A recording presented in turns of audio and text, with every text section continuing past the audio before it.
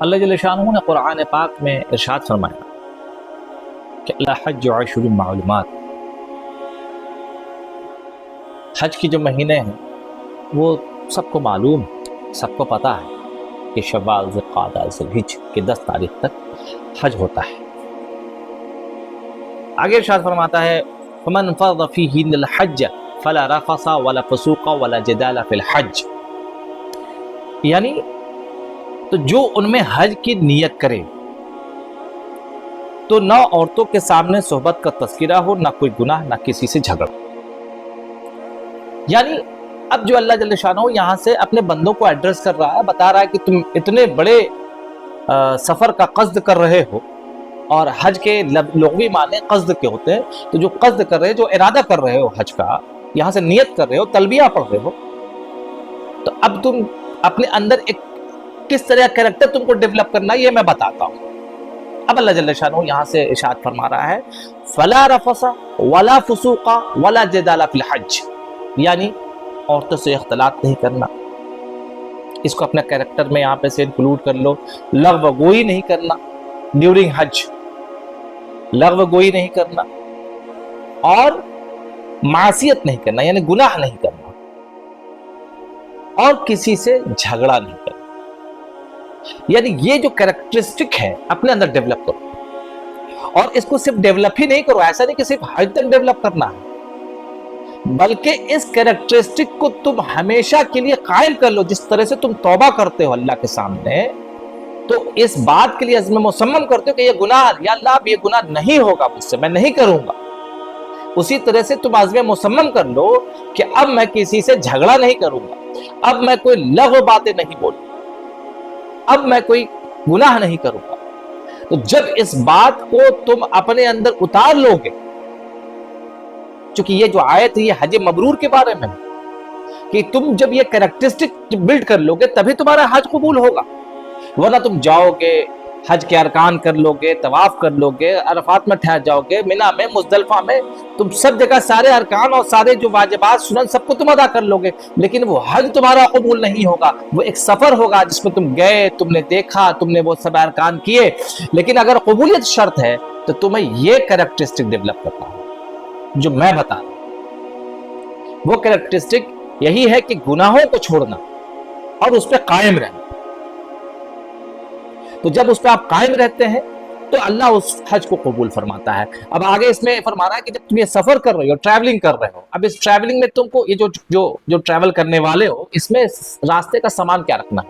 وَتَزَوَّدُوا فَإِنَّ خَيْرَ الزَّادِ التَّقْوَىٰ، کیا رکھو گے؟ راستے کا سامان کیا رکھنا ہے؟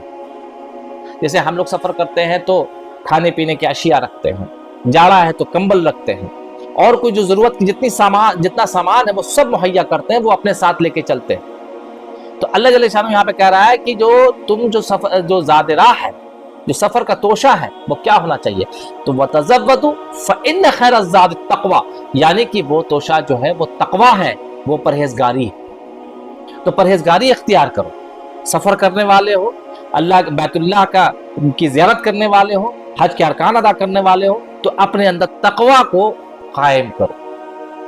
یہ جو سفر کا جو توشہ ہے، یہ جو زاد راہ ہے، جو سفر کا سامان ہے، یہ تقویٰ ہے۔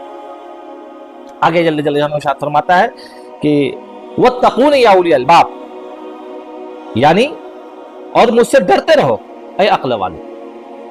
اب یہاں پہ اللہ نے ایڈریس کیا اے عقل والو، مجھ سے ڈرتے رہو۔ اب اللہ سے کون ڈرے گا؟ جو عقل والا ہوگا۔ عقل والا کون ہوگا؟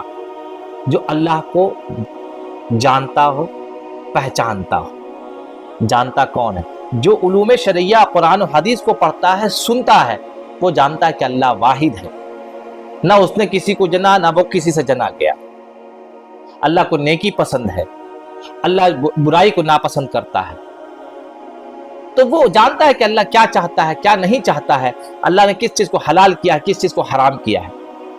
اب پہچانتا کون ہے؟ پہچانتا وہ ہے جو بزرگوں کی صحبت میں رہا ہے، جو صوفیوں کی صحبت میں رہا ہے، وہ اللہ کو پہچانتا ہے۔ تو جو اللہ کو جانتا ہے اور پہچانتا ہے وہی اللہ سے ڈرتا ہے، ورنہ وہ تو دیدہ دلیری کے ساتھ گناہ کرتا ہے، معصیت کرتا ہے۔ آپ دیکھیے آج کے ڈیٹ میں جو آج فیشن ہو گیا ہے کہ لوگ حج پہ حج کرتے ہیں، عمرہ پہ عمرہ کرتے ہیں، لیکن آپ آئیے دیکھیے ان کے اندر کوئی بھی کریکٹر में कोई भी चेंजेस नहीं है, जो पहले था बल्कि उससे ज्यादा मामला बिगड़ गया। उनके अंदर गुनाहों का मामला और बढ़ जाता है। ये कैसे होता है, इसके बारे में आपको जानना है तो आप सरकार दो आलम सल्लल्लाहु अलैहि वसल्लम की हदीस जो बुखारी शरीफ में, सही बुखारी शरीफ में वारिद है, उसमें यह कि सरकार दो आलम सल्लल्लाहु अलैहि वसल्लम ने इरशाद फरमाया कि जो शख्स महज अल्लाह के लिए हज करे और फिर किसी गुनाह का मुर्तकिब हो, ना कोई फहश काम करे और ना ही फिस्क व फुजूर में मुब्तला हो, तो वो ऐसे गुनाहों से पाक वापिस होगा जैसे उसे आज ही उसकी माँ ने जन्म दिया है।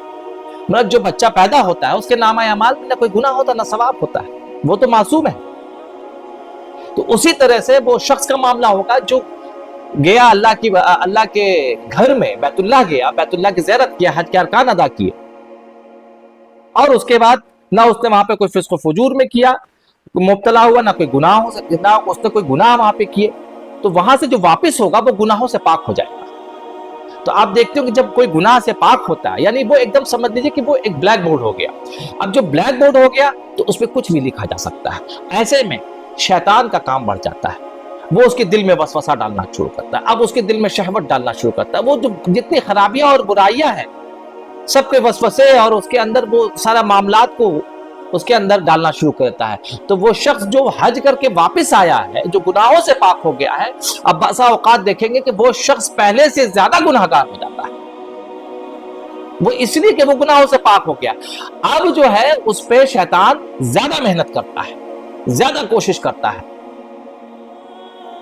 तो हमें चाहिए कि हम अपने ऊपर पूरे कंट्रोल रखें और पूरे जो तौबा के जो मामलात थे उसको पूरा कायम करें, अज़्म मुसम्मम रखें कि या अल्लाह हम ये गुनाह नहीं करेंगे, और उसके लिए दुआ करें और लफ्ज़ बातें छोड़ दे, गुनाह छोड़ दे, झगड़ा छोड़ दे। ये तीन चीजें छोड़ दे, शैतान आप पे कभी कामयाब नहीं पाएगा। और इस्तिग़फ़ार और लहवाल का विर्द बढ़ा दे, दरूद की कसरत कर दे।